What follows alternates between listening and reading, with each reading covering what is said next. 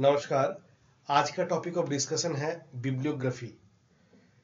Bibliography के बारे में चर्चा करने के पहले एक चीज आप लोग बताइए, जब हम लोग अपना नाम को लिखते हैं या किसी का भी नाम लिखते हैं तो कैसे लिखते हैं? नॉर्मली लिखते हैं जैसे William Shakespeare, Albert Einstein, Rabindranath Tagore, मतलब नेम और सरनेम। लेकिन जब बिब्लियोग्राफी का बात आता है, जो कि यूजी के जो डिसर्टेशन पेपर है उसमें देना पड़ता है, पीजी में भी जो डिसर्टेशन सबमिट करना है उसमें भी देना पड़ता है, और पीएचडी थीसिस में भी तो 100% लगता ही है। तो बिब्लियोग्राफी को लिखने का एक स्टाइल है, एक तरीका है। ये तरीका और स्टाइल क्या है, आज हम लोग बताएंगे कि नॉर्मली जैसे हम लोग नाम को लिखते हैं उस तरीके से बुक लिस्ट को लिखना नहीं है कि कौन कौन सा बुक से मैंने कोट किया, या ये डिसर्टेशन या पीएचडी थीसिस लिखते समय मैंने कौन कौन बुक का कंसल्टेशन किया। ये चीज लिखने का एक विशेष तरीका है। ये तरीका 3 तरह का स्टाइल में बताया गया है, जनरली जो पॉपुलर है। एक APA style, American psychological association का स्टाइल, एक MLA style, modern language association का स्टाइल, और एक है शिकागो स्टाइल।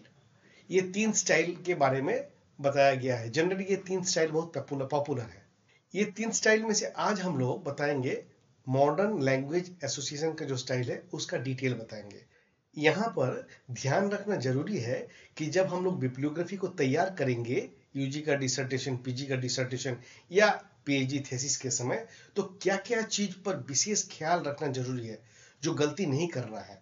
हम यहाँ पर कुछ पॉइंट्स दे रहे हैं सीरियली 1 2 3 4 5 करके, जिस पर बिब्लियोग्राफी करते समय विशेष ध्यान रखना है, उस गलती को रिपीट नहीं करना है। क्योंकि एमएलए हैंडबुक का जो लेटेस्ट एडिशन है उसको देखते हुए इस नियम को हम बताएंगे, ताकि स्टूडेंट को या रिसर्चर को इसके बारे में एक क्लियर कंसेप्शन मिल सके और बनाते समय कोई कंफ्यूजन ना रहे। लोग 10 तरह की बातें बताते हैं कि पहले क्या चलते आ रहा है, पिछले जो सीनियर स्टूडेंट है वो कैसे किया। ये सब नहीं जानना है। जानना क्या है कि नियम क्या है, एमएलए हैंडबुक में कैसे लिखने के लिए तरीका को बताया गया है, उसको फॉलो करना है। साथ ही साथ जो भी आपका गाइड है उसके साथ भी सलाह परामर्श कर लेना है कि क्या एक्सेप्टेड है यूनिवर्सिटी में, डिपार्टमेंट क्या चाह रहा है, ये भी जरूरी है। लेकिन मेनली नियम क्या है, एमएलए हैंडबुक पे नियम क्या बताया गया है वो जानना ज्यादा जरूरी है। तो कुछ कॉमन फैक्टर्स हैं जो बहुत ही आसान है, आप लोग एक बार देख लेंगे तो बड़ी आसानी से इसको सीख जाएंगे कि क्या क्या चीज पर ध्यान रखना ही है।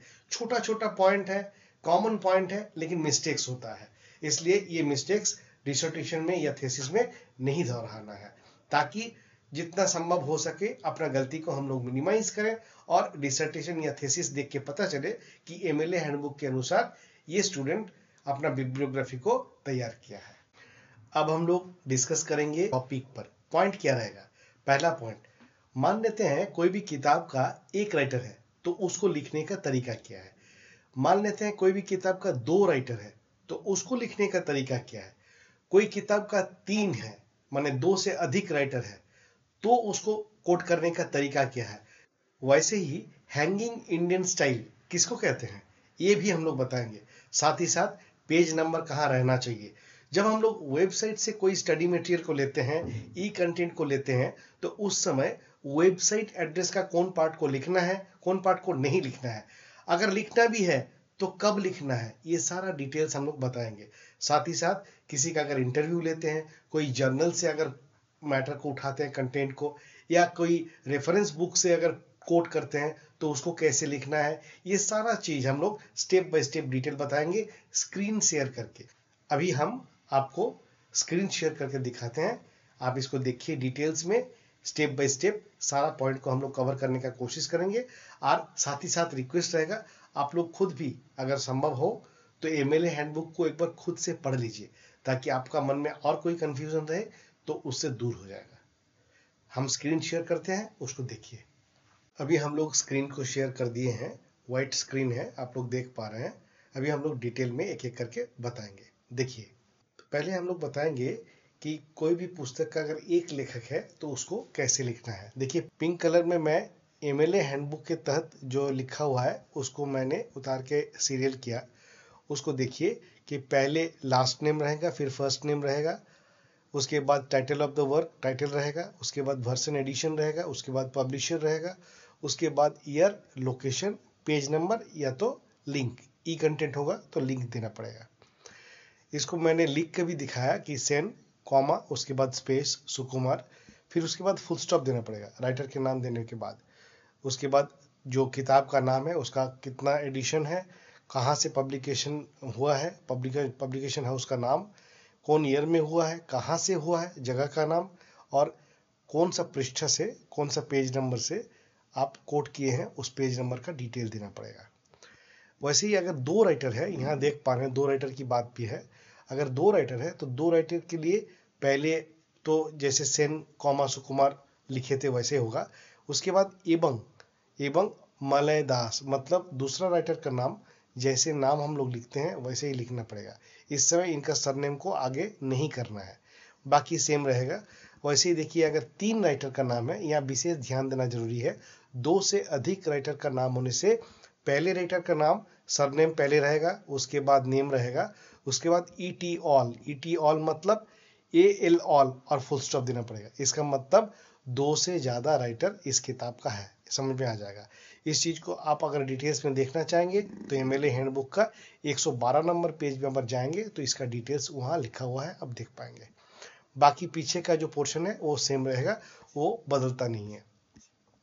अभी हम लोग बताएंगे कि अगर कोई पुस्तक को हम लोग ऑनलाइन डाउनलोड करते हैं तो ऑनलाइन डाउनलोड करते समय उसका जो यूआरएल एड्रेस है, मतलब वेबसाइट एड्रेस है, उसको हम लोग डायरेक्टली कॉपी पेस्ट करके लिख देते हैं। लेकिन उस समय ध्यान रखना जरूरी है कि जो https .. रहता है उसको कॉपी पेस्ट करके उतारना नहीं है। कब उतारना है?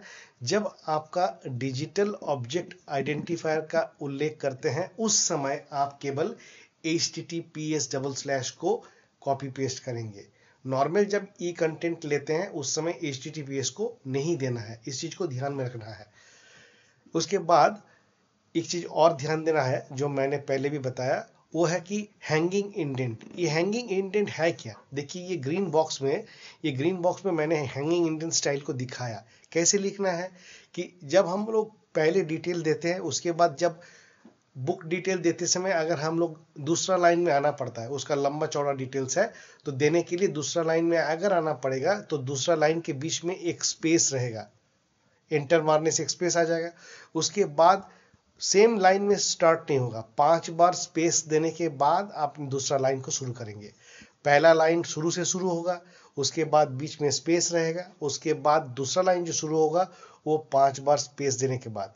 ये जो स्ट्रक्चर है वो ये वर्ड फाइल में किया जा सकता है ताकि बार बार आपको एंटर मारना, बार बार 5 बार स्पेस दबाना ना पड़े। ये वर्ड फाइल में एक पेज सेटअप आप बना सकते हैं। इसके साथ क्या और ध्यान में रखना है कि जब हम लोग कोई भी वेबसाइट का एड्रेस को कॉपी पेस्ट करते हैं उस समय उसको ना ही हम लोग इटैलिक्स कर सकते हैं, ना ही उसको बोल्ड कर सकते हैं, ना ही उसको अंडरलाइन कर सकते हैं। कभी कभी हम लोग कॉपी पेस्ट करते हैं तो ऑटोमेटिक अंडरलाइन आ जाता है, तो अंडरलाइन को हटा देना है। इसलिए वेबसाइट एड्रेस के समय 3 चीज ध्यान देंगे। एक https वो लिखना नहीं है, दूसरा इटैलिक्स नहीं करना है, तीसरा बोल्ड नहीं करना है, अंडरलाइन भी नहीं करना है, कुछ नहीं करना है। सेम टू सेम उसको खाली पेस्ट करना है और https को हटा देना है। केवल https कब रहेगा? जब DOI डिजिटल ऑब्जेक्ट आइडेंटिफायर से कोई मैटर को आप उठाते हैं उस समय केवल https के साथ बाकी डिटेल्स रहेगा। अब देखिए नेक्स्ट जो चीज है वो बहुत इंपॉर्टेंट चीज है, वो है इन-टेक्स्ट साइटेशन। इस चीज के बारे में बहुत लोगों को पता नहीं है कि इन-टेक्स्ट साइटेशन है क्या। इन-टेक्स्ट साइटेशन मतलब आप जब अपना शोध लिखते हैं या डिसर्टेशन थीसिस लिखते हैं उस समय टेक्स्ट के बॉडी पर ही कुछ इंफॉर्मेशन ऐसा रहता है जो डायरेक्टली कोटेशन नहीं है। किसी का जो सोच है या रिसर्च है या थॉट है उसके बारे में आप चर्चा करना चाह रहे हैं, लेकिन वो डायरेक्टली कोटेशन नहीं है, उसको इन-टेक्स्ट साइटेशन मतलब टेक्स्ट के अंदर साइट कर रहे हैं लेकिन वो कोटेशन नहीं है डायरेक्टली। उसको हम दो तरीके से दिखाएं, देखिए ब्लू कलर में, एक ग्रीन कलर में। जैसे इन-टेक्स्ट साइटेशन के यूज करते हैं बॉडी के अंदर, प्रमुख शोधकर्ताओं ने पहले ही इस मुद्दे पर विश्लेषण कर लिया है। राहुल संकृत्यायन 16-17, मतलब 16-17 नंबर पेज में राहुल संकृत्यायन इस विषय पर, कोई एक विशेष मुद्दा पर उन्होंने इसको विश्लेषण करके दिखा दिया। उसी को दूसरा तरीके से हम लोग लिख सकते हैं, राहुल संकृत्तान ने इस मुद्दे का विश्लेषण किया है, ब्रैकेट में 16-17। इसका डिटेल्स कहाँ रहेगा? Notes and references. Notes and references का लिंक कहाँ रहेगा? बिब्लियोग्राफी में। मतलब एक दूसरे के साथ लिंक होना चाहिए ताकि आपका एवेल्यूएटर को या जो भी शिक्षक हैं उनको इसको जांचने में, देखने में असुविधा ना हो, आराम से वो देख सकते हैं, इसलिए ये दिया जाता है। तो इनटेक्स्ट साइटेशन का यूज बहुत कॉन्शियसली करना है, उसको देख लेना है। अच्छा, इसके बाद हर एक चैप्टर जब खत्म होता है तो हर एक चैप्टर के बाद हम लोग नोट्स एंड रेफरेंसेस देते हैं कि पूरा चैप्टर को लिखने का क्रम में मैंने कौन कौन किताब का सहारा लिया, कौन कौन कोटेशन का यूज किया, उसका डिटेल्स चैप्टर के अंत में देना जरूरी होता है। और लास्ट में तो बिब्लियोग्राफी रहता ही है, एकदम जब पूरा डिसर्टेशन या थीसिस खत्म होता है फाइनली, तो उस समय तो रहता ही है। एमएलए हैंडबुक का जो लेटेस्ट एडिशन है उसके अनुसार बहुत छोटा छोटा बात है, उसको हम लोग याद रख सकते हैं। आप लोगों को पता है, हमको पता है, लेकिन फिर भी याद रखने के लिए एक बार रिपीटेशन कर देते हैं ताकि आप भूल ना जाए। पहला क्या है, जब हम लोग शोध में कोई कोटेशन का यूज करते हैं तो कोटेशन को कैसे कोट करना है।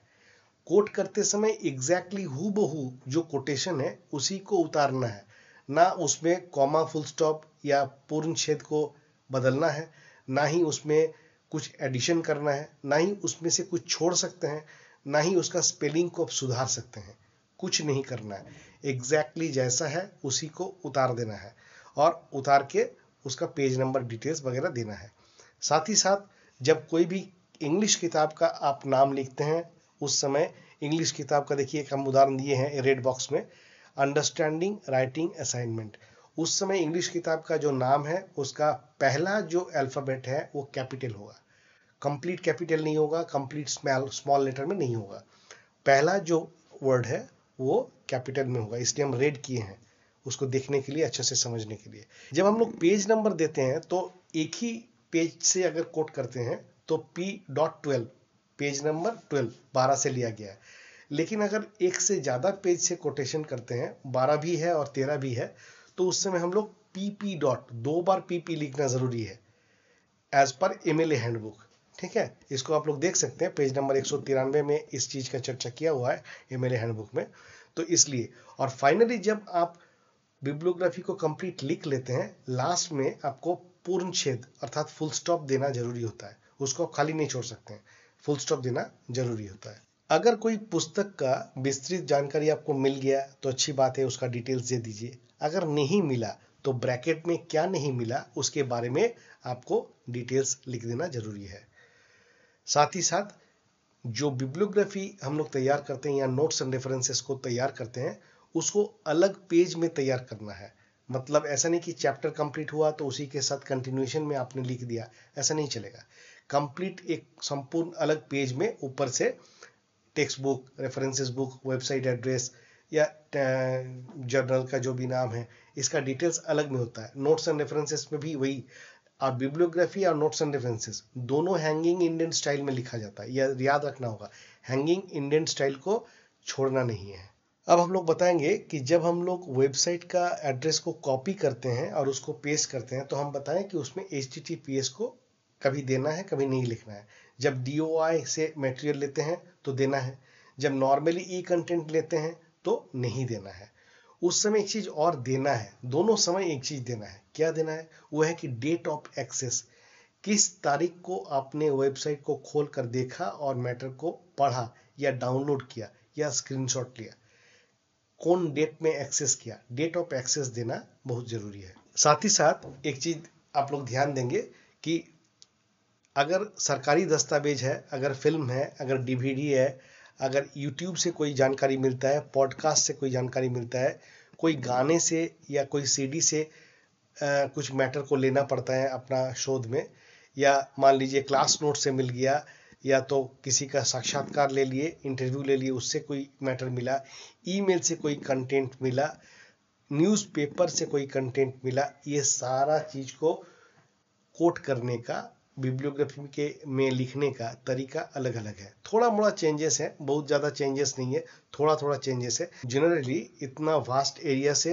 कंटेंट बहुत कम ही लोग लेते हैं, फिर भी इसको लिखने का और कोड करने का तरीका अलग है, ये जानकारी रखना जरूरी है।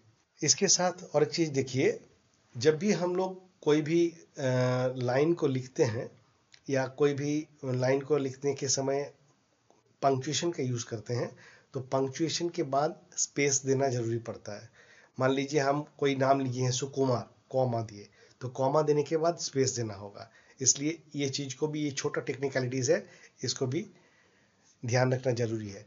जब हम लोग पेज नंबर देंगे कोई भी पेज का राइट साइड का कॉर्नर के एकदम टॉप पर हम लोग का रहेगा जहां पर पेज नंबर रहेगा। जब हम लोग संपादित पुस्तक का डिटेल लिखेंगे तो ऐसे लिखेंगे, ये ब्लू बॉक्स में जैसे हैं। कोई भी जर्नल से अगर कोई चीज हम लोग लेते हैं तो उसको कैसे लिखेंगे, ये डिटेल्स यहाँ दिया हुआ है। अगर समाचार पत्र या ऑनलाइन लेते हैं तो इसमें क्या है, ये डिटेल्स हम यहाँ पर दिए हैं। समाचार पत्र, इसमें भी ये चीज मैंने उल्लेख कर दिया है कि समाचार पत्र में जब हम लोग देंगे तो URL में अंत में HTTPS के बिना उसका डिटेल देना है, ठीक है। जब एनसाइक्लोपीडिया से लेते हैं तो उसमें कैसे लिखना है, इसका डिटेल्स दिए हैं।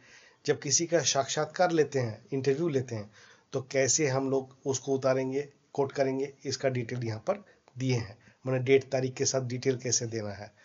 तो एक चीज आप लोग देखे होंगे कि जर्नल में डिक्शनरी से, एनसाइक्लोपीडिया से, इंटरव्यू से, या मान लीजिए कहीं कोटेशन करते हैं एडिटेड बुक से, मेन टेक्स्ट से, रेफरेंस बुक से, ये सारा डिटेल दिखाएं।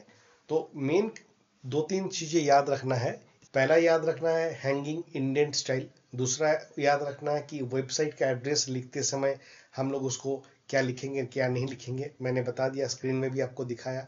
पेज नंबर का पेज सेटअप ऊपर कोना राइट हैंड कॉर्नर में होगा। कोटेशन जब कोट करेंगे तो एग्जैक्टली कैसे कोट करेंगे, और जब एक राइटर होगा तो कैसे लिखना है, जब किताब का 2 राइटर होगा तो कैसे लिखना है, 3 राइटर होगा तो कैसे लिखना है, ये सारा चीज थोड़ा सा ध्यान देने का जरूरत है।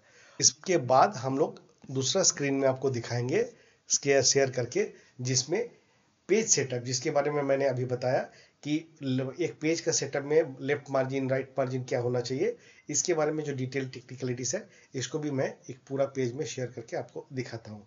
उसको देखने के बाद आपको क्लियर आइडिया हो जाएगा कि पेज सेटअप ऐसा होना चाहिए और टोटल जो बिब्लियोग्राफी को हम लोग कैसे उतारेंगे, कैसे लिखेंगे। इसी के साथ साथ हम लोग पेज सेटअप के बारे में भी बताएंगे। अर्थात एक पेज जब हम लोग प्रिंट करते हैं थीसिस में या डिसर्टेशन में, तो वो पेज का सेटअप कैसे होना चाहिए। अर्थात बाएं तरफ मार्जिन क्या होगा, दाहिने तरफ मार्जिन क्या होगा, ऊपर में कितना मार्जिन रहना चाहिए, नीचे में कितना मार्जिन रहना चाहिए, लाइन, दोनों लाइन के बीच में क्या स्पेस होना चाहिए, हेडलाइन का फॉन्ट साइज क्या होगा, बॉडी का फॉन्ट साइज क्या होगा, ये सारा जो डिटेल्स है, ये सारा टेक्निकलिटीज हम लोग बताएंगे, ताकि पूरा मैटर को प्रिंट करते समय एक विद्यार्थी को क्लियर कट कंसेप्शन रहे कि मेरा जो मैटर प्रिंट हो रहा है उसके बारे में हमको पूरा पक्का जानकारी है, और जानकारी के साथ ही मैं पूरा मैटर को प्रिंट करके जमा कर रहा हूं। एक चीज सभी लोग ध्यान देंगे कि जब बिब्लियोग्राफी आप लिखेंगे तो जितना कम गलती करके, जितना मिनिमम गलती करके उसको सजा पाएंगे, और in text citation, notes and references के साथ आपका जो टेक्स्ट बुक, रेफरेंसेस बुक है या वेबसाइट का एड्रेस है, इसके बारे में जितना टेक्निकल नॉलेज आप उस बिब्लियोग्राफिक सिस्टम में दिखा पाएंगे, उतना आपका इंप्रेशन अच्छा होगा। आपका जो एवल्यूटर होगा, जो थीसिस को पढ़ेंगे या देखेंगे, आपका बिब्लियोग्राफिक सिस्टम को देख के ही उनको आपके प्रति एक रिस्पेक्ट होगा कि ये पढ़ा है, कॉपी पेस्ट नहीं किया है, ये जानकर काम को किया है, या अच्छा कोई गाइड के साथ बात किया है, इसलिए ये सिस्टम को जान रहा है। ये रिस्पेक्ट को अर्न करना पड़ता है। आप अगर सही से उसको लिखिएगा, सही से उतारिएगा, कॉपी पेस्ट नहीं कीजिएगा, जानकर करिएगा, तो उसमें इंप्रेशन बनता है, और ये जानकारी फ्यूचर में भी अच्छा काम में आ जाता है। इसलिए मेरा रिक्वेस्ट होगा कि टेक्निकलिटीज को आप ध्यान में रखते हुए बिब्लियोग्राफी को सजाइए, ताकि त्रुटि मिनिमम हो जाए और अच्छा दिखने लगे। डिसर्टेशन और थीसिस पेपर को देखने में भी अच्छा लगे कि इसमें मिनिमम त्रुटि के साथ काम करने का कोशिश किया गया है। अभी तक मैंने कोशिश किया कि मैक्सिमम टेक्निकलिटीज के बारे में आप लोगों को बताने का, जो भी मेनली काम का चीज है।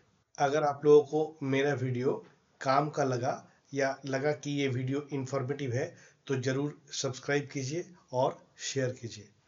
नमस्कार।